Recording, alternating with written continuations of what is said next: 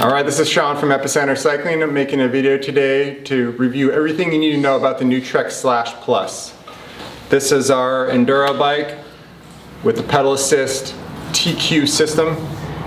This motor is the quietest motor on the market, so it's really exciting to get something on a long travel bike that's quiet, super smooth, there's no rattle. It's 50 Newton meters of torque. The motor wattage peaks at 300 watts. For me, when I've been riding the Trek Rail for the past 2 years, I only use the tour mode. I never even use the higher assist mode, so something like this is really intriguing because it can be quieter, it's a bit lighter. This bike is right under 45 pounds. So you're talking 6 to 8 pounds lighter. On some models could be 10 pounds lighter if we're comparing this to the Rail. The Slash series is a 170 millimeter enduro bike, so 170 in the fork, 170 in the rear. The frame is designed and capable and tested up to 190 millimeters in the fork. So you can really make this kind of go anywhere, do anything, enduro bike, park bike. You'll notice the high pivot platform. This is the same as the new Trek Slash acoustic bike. So it's designed to work really well on the super rough terrain. So if you're the type of rider that likes to ride steeper terrain or more aggressive terrain, this platform is just designed for you. The frame comes in 4 sizes: small, medium, large, extra large. Note that the Rail does not come in a small for the higher end models, so that's a nice option. The small Slash does have a kink in the top tube to get the stand over a little lower. However, all of the sizes you can run the range extender. So the range extender battery is 160 watts. The new battery on this bike is a 580 watt TQ battery, which is brand new. Totaling, if you were to run the range extender, you're totaling 740 watts. So really close to the higher end Rails with a lighter overall system. So again, this is a 50 Newton meter bike, so if you're the type of rider that wants full power and as fast uphill as possible, the Bosch system on the Rail will be better. But if you're the type of rider like me that you're into fitness, you're still going to push your body on the climbs, you just want to get up a little quicker to do more laps, and you want a bike that's just slightly lighter and quieter, that's what this bike is designed around. The model that I'm showing today is the Trek Slash Plus 9.7. They also have released the Trek Slash 9.9, so there's currently 2 price points at the time of this video. This 9.7 model retails for right at $8K. The 9.9 model is $12,000. Same frame, same motor, same battery system, just the completely different component spec between the two. The Trek Slash Plus comes as mullet wheel sizes, so meaning the rear wheel is a 27.5, the front is a 29. The size small comes in a 27.5 in the front, 27.5 rear. That'll help with the fit and the handling for shorter riders.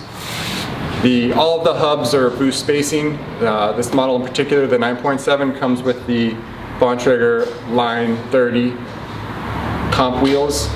These wheels have been amazing. We have these wheels on a lot of our bikes in the store. It's one of the most durable aluminum wheel sets I've sold over the years. The Slash 9.7 is going to come with Fox suspension front and rear. The fork is the Performance 38 with the grip damper, Float-X rear shock. The grip damper on this Rhythm fork, notice very smooth, no clicks, just gradually gets firmer. The rebound does have a cap you take off to protect it from getting bent. So your rebound adjustments on the bottom here.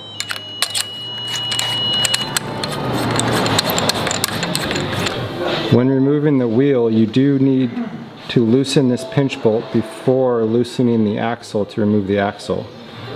I have seen people, when they loosen this bolt, they lose the square nut on the back side. So this will fall out, and it's very specific. So you don't need to take this bolt out all the way, you just loosen it a little bit and then take the axle out.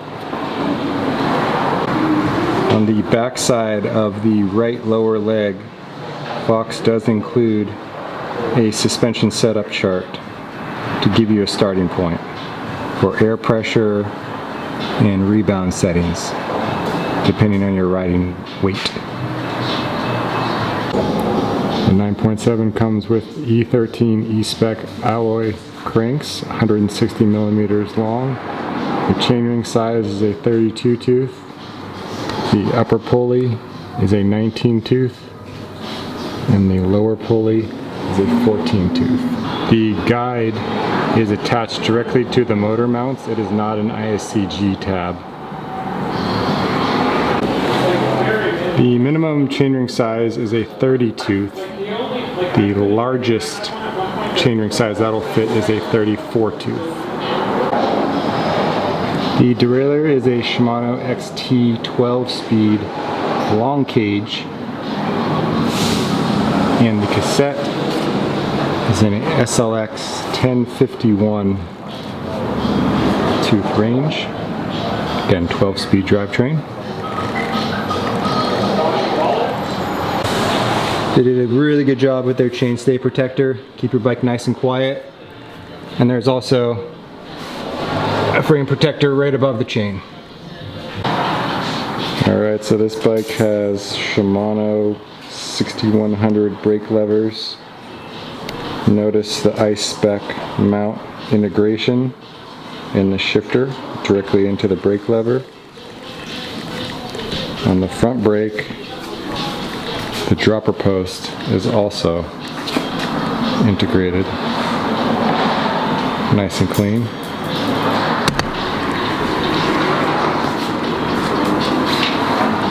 .203 rotor,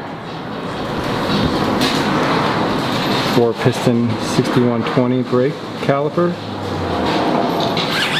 On the back of the bike,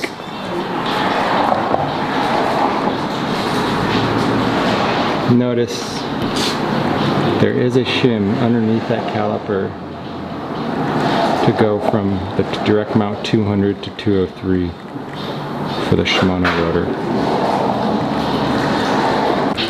Nice addition to the rear brake cable routing. This bolt-on clamp ensures the housing does not touch the frame. There is a rear magnet on the rear rotor that is mandatory for the assist to work properly. So if you ever swap the rotor, you got to make sure you swap over this magnet. The charging port is right here. If you use the range extender, it'll fit in the water bottle, and you plug it in right here while you're riding. Underneath the top tube, there is 2 bolts for mounting tools or bag. I missed these when I built my original bike, and they did rattle on my first ride, so you want to check this torque. The Bontrager line handlebar, 35 millimeter clamp diameter, 780 width. The stock tires are Bontrager XR5 team issue. The rear is a 27.5 2.5, and on this medium-sized bike in front of us here, the front is a 29 XR5 29 2.5. Tubeless out of the box. When you first turn on the bike with this button here, the screen will look like this. If you tap the up arrow, it'll add 1 level of assist. Tap the up arrow again, level 2, level 3. The ride time is shown at the bottom, so that we're currently 70% charge, and it's listing the ride time These values will adjust while you're riding. Then, if you tap this button, you can cycle through different functions.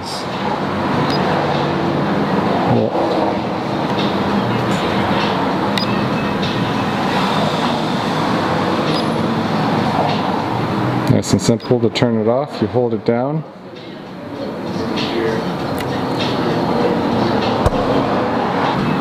The Ebike controller on the TQ system is very slim, low profile, simple up and down arrows, and there is a walk feature. If you hike a bike up a trail, the bike can assist while you're walking next to it. One thing to check on this bike on a regular basis are these two motor mounts. 20 Newton meters is the torque value that they recommend. I have seen these start to creak if you do not keep it at the right torque. The medium and larger come with a Bontrager line 170 millimeter dropper post. Very smooth actuation. It's a 34.9 diameter, and there's no side-to-side slop. The C-post max insertion for a size medium, 275, size large 285, and an extra large 325. The stock headset cups put the bike at a 63.5 head angle. If you swap these cups, you can get down to a 62.5 as the slackest and 64.5 as the steepest. The rear wheel axle has a lever that's removable. It's a 6mm Allen wrench. You can be pulled off to take the front wheel off. However, when you're riding, you want to keep it in the rear wheel. It will not fall off. I generally point the rear axle towards the back of the bike to prevent it snagging anything on the trail.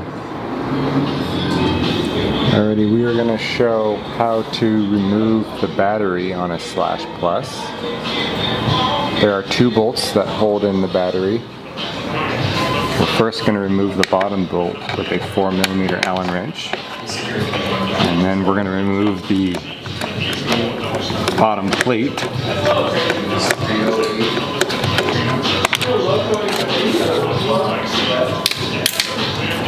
The top bolt up here, once this is removed, the battery will slide down.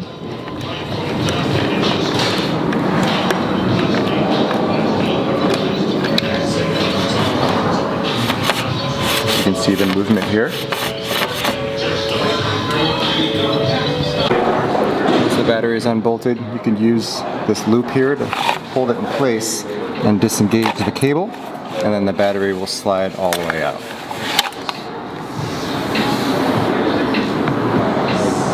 The power cable has a spring-loaded release.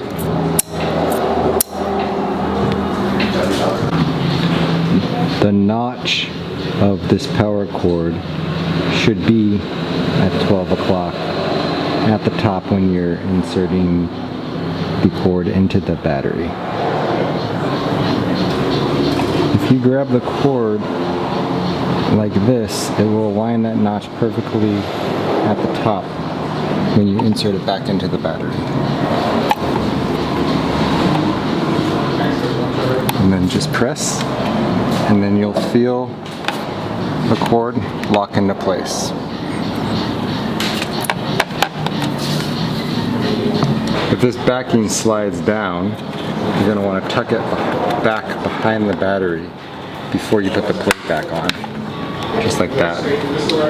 Then you can take your frame cover, and the last bolt holds, this actually threads into the battery mount and will hold everything together with no rattle.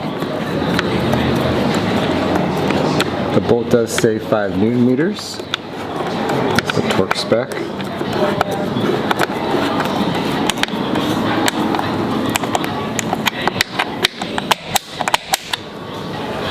And then I'll check the top one. That's it.